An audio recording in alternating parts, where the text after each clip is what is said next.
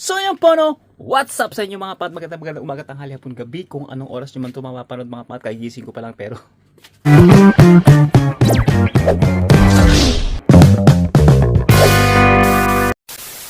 Siyempre mga pat, good bless morning naman sa inyong lahat dyan. Sa lahat namang sumusuporta sa buong mundo, sa lahat ng mga nanonood ng vlog natin, sa lahat na nakakita ng tuktok ko, shoutout po sa inyong lahat dyan. Sigla na natin, itodo na natin, wala nang patumpik-tumpik pa. Kahit nasabi mong bagong gising ka, dapat masigla agad ang intro mo para, energetic ka agad. Siyempre lahat ng mga nalulungkot, nalulumbay, sumigla naman, di ba? Shoutout sa lahat ng mga kababayan natin, no? Na nawala ng trabaho dito sa Dubai.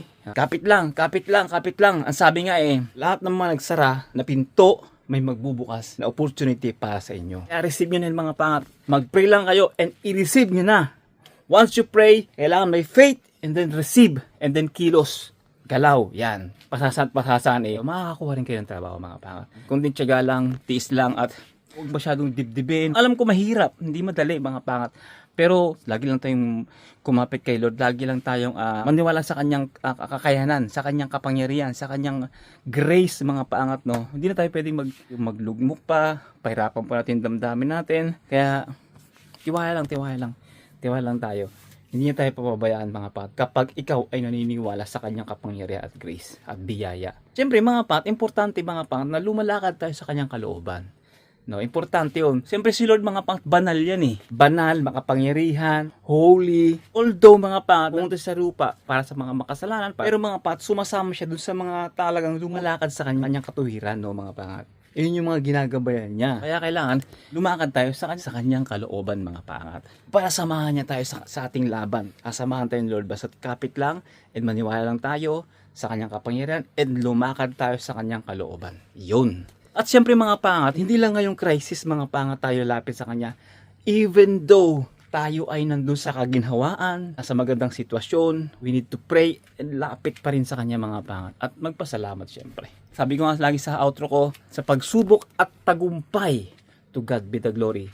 Kasi mga pangat, sa pagsubok na nangyayari sa buhay natin, diyan natin mas lalong nararanasan o nararamdaman mga pat ang kanyang kapangyarihan sa mga pagsubok. Lalo nating na-appreciate yung kanyang power, yung kanyang grace, yung kanyang gabay and guidance, wisdom, no, na ibinibigay sa atin ng Holy Spirit mga pangat sa panahon ng pagsubok, no. Pag nalampasan natin yan through Christ mga pangat, walang makakatibag sa'yo. Sobrang lakas mo talaga. Lalakas ka mga pangat para sa second level. Siyempre may second level yun para pagharap ulit sa panibagong hamon. Hindi naman kasi yan mga patumihin to. Yung pagsubok lang dyan yan lagi. Pag nalampasan mo, siyempre through Christ yun, and then another level ulit yun mga pangat ng pagsubok. At makikita mo yung sarili mo na ang layo mo na. At kung babalikan mo ulit mga pangat yung pagsubok na dati mong nalampasan na, maniin mo na lang sila. Para sabihin mo, ano ba yan? Hindi mo na ako natinga. Kasi napagdaanan mo, nalampasan mo, alam mo na kung ano yung gagawin mo Tatawag ka lang sa kanya, then maniniwala ka sa kanya, susundin mo yung guidance niya, yung wisdom niya, kung ano may pinapagawa sa'yo. Tapos ang laban. Ganun, kasimple, mga pat ang buhay. Huwag mong pahirapan. Hindi yan basihan ng kayamanan. Hindi yan basihan ng kapangyarihan, yung power dito sa mundo. Hindi yan basihan mga pat, ang basihan yan kung paano ka magiging masaya sa bawat araw. Nakasama mo ang Panginoon. Yun ang talagang basihan ng buhay. Yun ang real life. Hindi mga pat yung pinapakita ng mundo. Dapat meron kang magarang sasakyan, may magara kang bahay, lupa, mga pangat. Pero kung hindi ka naman masaya, dahil galing sa korupsyon, stress ang abutin mo. Di ba? Marami kang basher. Dapat yung mansion na nakukuha mo, galing niya sa biyaya ng Panginoon, sa grace of God, blessing sa'yo, yun ang talagang perfect. Talagang masasabi mo, wow, this is the real life. Pero kung yan ay galing sa wag na lang, di ba? Okay na yung ganito mga pangat. Basta importante yung puso at isip natin masaya. May pagsubok man, may trials man, pero masaya. Okay na yun mga pangat. Kasi ang minsan dinadaan tayo mga pat sa pagsubok Pero dapat tatawanan lang natin yan dahil si Lord naman na magpo-provide ng mga pangangailangan natin Hindi naman tayo talaga sarili natin No? Hindi naman natin kaya Ano bang kaya natin mga pangat? Wala tayong kakayanan. Tumatayo tayo ngayon, hindi naman sa sarili natin Isang nerves lang ang kulikutin sa'yo dyan, baka hindi ka na makagalaw. Di ba? Alam niyo ibig sabihin? Ba't hindi yung sa sarili kong kakayanan? Hindi.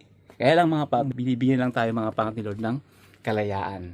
Pumili ng landas. Kumbaga, may free will ang tao, hindi robot. Ang dami ko na sabi mga pangat. Siyempre, papasok tayo, liligo muna ako. Pero Kain muna tayo, tara. At mapansin nyo mga pat, naka-jacket tayo dahil bagong linis mga pat yung aircon natin. Malamig! Naka 24 mga pat, pero parang naka 19. Ang lamig. Kaya natulog tayo mga pat lang naka-ganto. No? Siyempre, ang haba ng tulog ko mga pat, in fairness, for the first time of my life here in Dubai. Natulog ako kahapon, kagabi, mga alas 2. 3, 4, 5, 6, 7, 8, 9, 10, 11, 12. Lo, 1, 2. Alas 2 na ako nagising mga pangarap. Actually, ang oras is ano na? Ang oras 3 na. 3:31. Pero nagising tayo ng alas 2 kanina. Mga 2:30. Ganon, nagising tayo ng 2:30. So, 12 hours tayong natulog. For the first time of my life here in Dubai. Alam niyo mga pat, ang ginawa ko lang kagabi, bago ako matulog mga pat, naglaga ako ng gloves na may dahon ng guyabano. 5 dahon ng guyabano, then siguro mga 6 o 5 piraso ng gloves. Nilaga ko yun sa 3 baso ng tubig. Talagang pinakulo ko ng pinakulo. Hanggang sa maging 2 baso ng tubig na lang siya. Tapos inom ko 1 baso. Tapos meron pa ako sa rep eh. Pakita ko sa inyo. At alam niyo ba mga pat, minsan tayo makapag-vlog sa loob ng bahay, no? Kasi mga pat, kapag dito tayo mag-intro, tapos sa sitwasyon kayo hindi maganda, tapos ito yung mga makikita niyo, baka ma-stress lang kayo. Labas tayo. Ang tao ah. Pito tayong itlog. Tapos, yun, pito lang tayong itlog. Ah! Gulat ako sa ibon. Gulat ako sa ibon. Nagulat ako sa ibon. Gulat ako sa ibon. Ayoko inumin. Gusto ko sana uminom ngayon. Baka ito kayo kasi night shift tayo ngayon. Bakit eh? Wait, karo. Ano? Para siyang uruncha. Di ba? Shoutout sa mga nasa Japan, no? Alam nila yung uruncha na binabanggit ko. Eto yan. Parang ganyan. Yan yung ininom namin sa Japan noon. Kala ko dati pwede na siya pantubig. Kasi hindi ka sanay, hindi ka masasarapan. Pero pag nasanay sa uruncha, masarap siya. Refreshing talaga. Pero hindi siya pwedeng tubig, mga pangat. Water is water. Walang papalit sa tubig, no? Sa katawan natin. Ito, hindi naman to pwedeng gawing tubig, mga pangat. Eh. Pero maganda siya sa katawan. Healthy. Lalo na yung daw ng guyabano, maganda sa katawan niya. Yan, nakatulog ako ng sobrang haba. Hindi ko narinig yung mga alis-alis nila pagpasok nila sa trabaho. Hindi ko narinig yung mga kaluskos. Samantalang dati, konting kaluskos lang talagang gising na ako. Maganda siya papatulog ha. In fairness. Ako ba ng tulog ko? Alam ko nag-edit pa ako kahapon eh. Nag-edit ako kahapon. No? Kasi kahapon day off natin mga 2 days off nga pala tayo. Simula nung May 6 hanggang May 7. Tapos ngayon nga pala mga May 8 na. Pero panggabi tayo. Meron tayong 2 itlog dito. I-boil ko ba o piprito? Prito ko na lang mga gusto ko sana sa up eh. Next vlog na tayo. Let's go. Next clip na pala. For the meantime, bye-bye. For the meantime lang mga.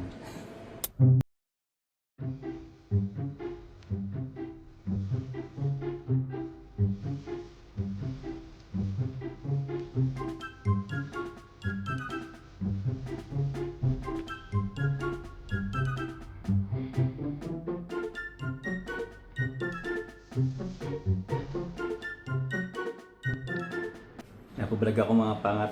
Sobrang lamig mga pangat. 27 na settings. Pero ang lamig pa rin. Kasi bagong linis nga pala mga pangat yung aircon. Tapos nakatalakbong na yung bumbulang ko. Kasi ang lamig talaga mga pangat. Yung ulo ko nilalamig. No? Tapos yung kumot ko, minsan dinodoble ko na. Alam niyo ba mga pangat, yung damit na to, sa Japan pa to mga pangat. Kasi yung isang suot ko nung nakaraan, no? Sa Japan din yung galing. Sa Japan pa ako nung binili ko yan. Kasi di ba malamig ka sa Japan, kaya nag-switch sa bahay. Diba? Bagong-bago pa. Tagal na. Ganoon ako mga pagpahalaga ng isang bagay. Generally. Kaya loyal tayo. Anyway, this is another day. Siyempre magandang umaga, tanghali, hapon, gabi. Kung anong oras yung matubapag mga pangat. Siyempre good blessed morning sa inyong lahat dyan mga pangat. Ngayon mga pangat is Sunday, May 10. Kung bakit ako napag-vlog mga pangat. Muna tayo. Lahat ng mga kababaihan na nanay sa buong mundo, happy Mother's Day.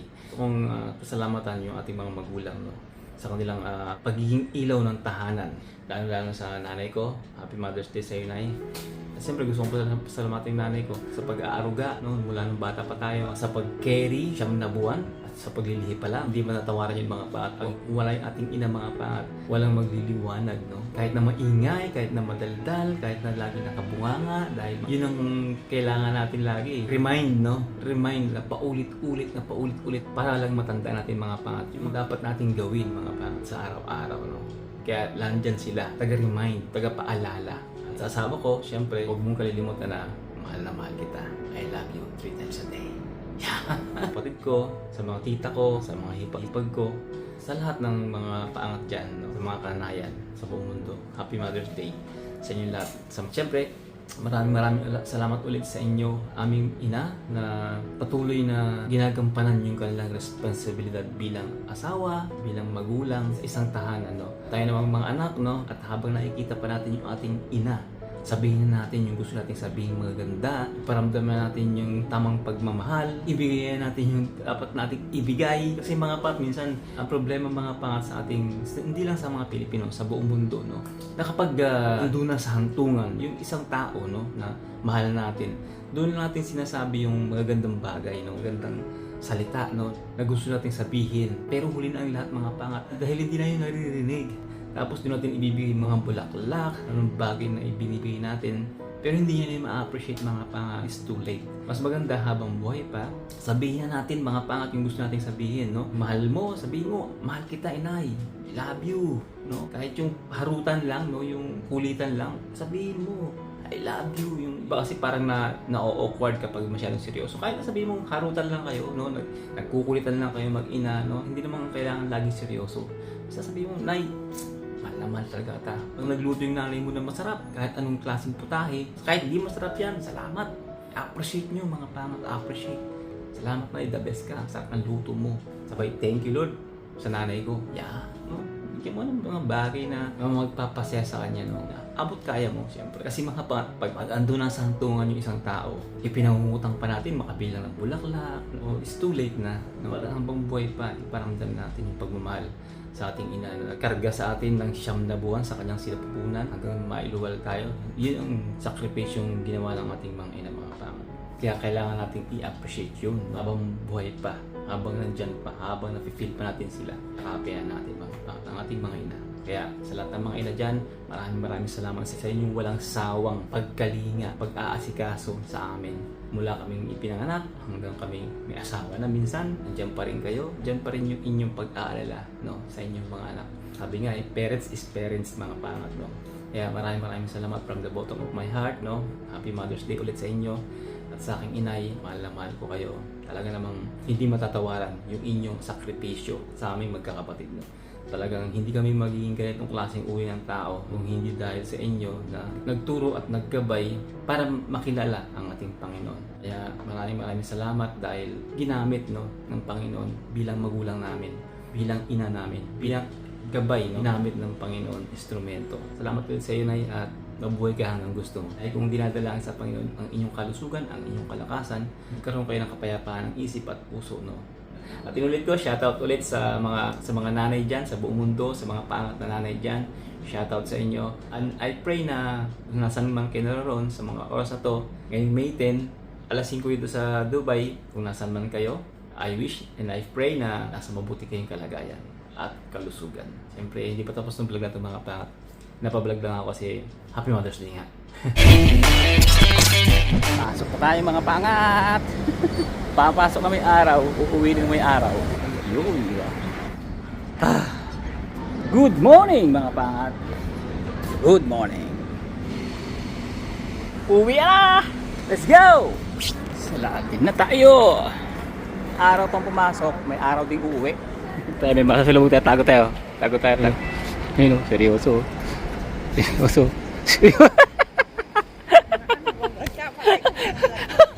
Seryoso ka ba? Papasok pa lang siya, pauwi tayo. Ay, baby boy ko. Gising na ikaw, baby boy? Ba. Aga na gising mong bata. Kaya pala may lumalagatok siya pala yun. Pero inom na tayo mga patang angatin. Pampagana ng tulog to. Meron pa yan ito. Meron pa tayo dito. Pero ito munang nasa bote. Laki na natin to bago tayo matulog mga pangat.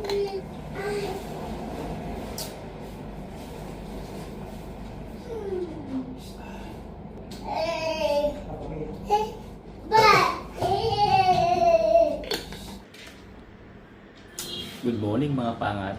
Good afternoon and good night. Siyempre, this another day. May 11 na ngayon. So araw-araw tayo nagbablog ah.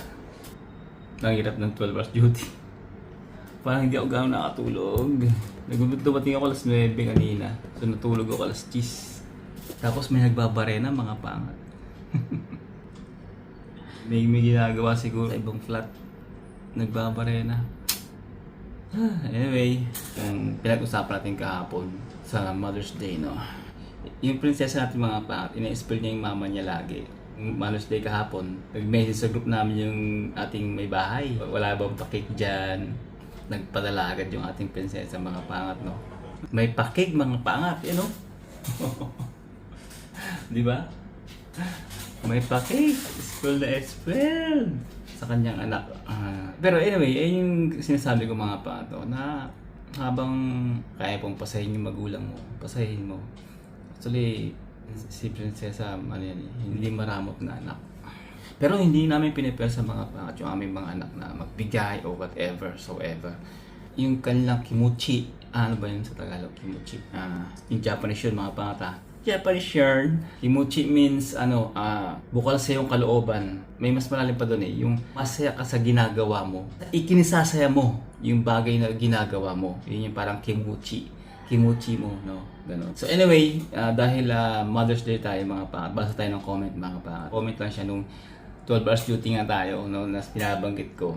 Kasi halos wala ka nang magawa mga pangat. Although 2 days off tayo, parang 1 day off pa rin. Kasi, nyari day off ko ngayon. So natulog lang ako ng maghapon, nagising ako ng alas 5. So maglalaba ako, magluto, maglilinis. So wala na yung day off na yun, tapos na. Kinabukasan ulit. Yun yung pinaka-day off ko na pinaka 2 days na yun. Diba? Tapos kinabukasan nun, hindi pa ako panggabi nun, panghapon, or minsan pang umaga. Sa isang linggo, mayroon ako isang pang umaga o kaya isang pang hapon. Tapos the rest nun pang gabi na. So wala rin. Hindi rin mo feel yung 2 days off. 1 day off lang, diba? Ulit no? So anyway, yun nga yung comment ni Marites Espiritu. True yan, nung nasa Qatar ako, sa mall ako nag-work, 2 hours lang tulog namin. Lo? Kasi hanggang 12 night, ang closing ng mall. Nakakauwi kami 2 AM sa dami ng staff sa transpo. Ibig sabihin mga pangat doon sa may kanilang service, no? At sa layo ng mga draft off. Ibig sabihin mga pangat doon sa may service, lahat yun binababa sa mga bahay, sa mga lugar-lugar mga pangat, no? Matagal yun. Wala pang metro doon dati. 15 years kong pinagtiyagaan. Tagal, no? 15 years. 6 years old lang ang anak ko noon. Wala akong naatinan na graduation. Nakakalungkot.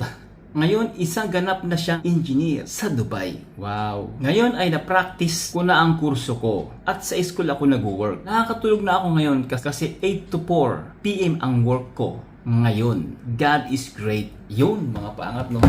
Sana all, no? Nakakatawa, no? Talaga namang makikita niyo mga pangat yung kanyang sakripisyo ng isang ina, no? Na makatapos lang yung kanyang anak. Ngayon nakatapos ng mga pangat. So yun yung ginhawa mga pangat. Pag napatapos mo yung anak mo is nagsumikap din, no? Sa kabila ng malayo yung kanyang magulang, no? Hindi na walang halaga yung paghihirap ng magulang, no? Ilang isang ina sa sakripisyo na pagtataguyod sa pag-aaral ng kanyang anak. Ngayon nga ay isang engineer na.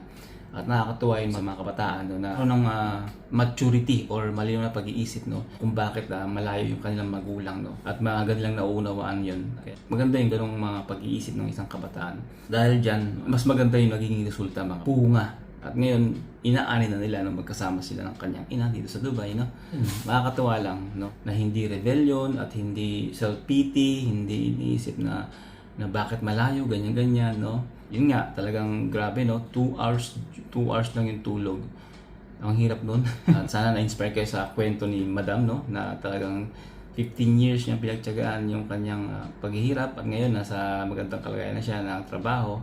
Sana all, no? Magandang aral doon mga pangat, no? Sa mga kabataan dyan na pag malayo yung magulang o nagkusumikap yung mga magulang na hindi nyo kasama sa ngayon habang nag-aaral kayo, tapusin yung pag-aaral yung mga pangat para makasama niyo yung inyong mga magulang. Yan, di ba? Habang bata pa sila, habang malakas pa sila mga pangat. So anyway, at syempre, siya nga pala mga pangat, yung team pangat shirt natin. Available pa ha?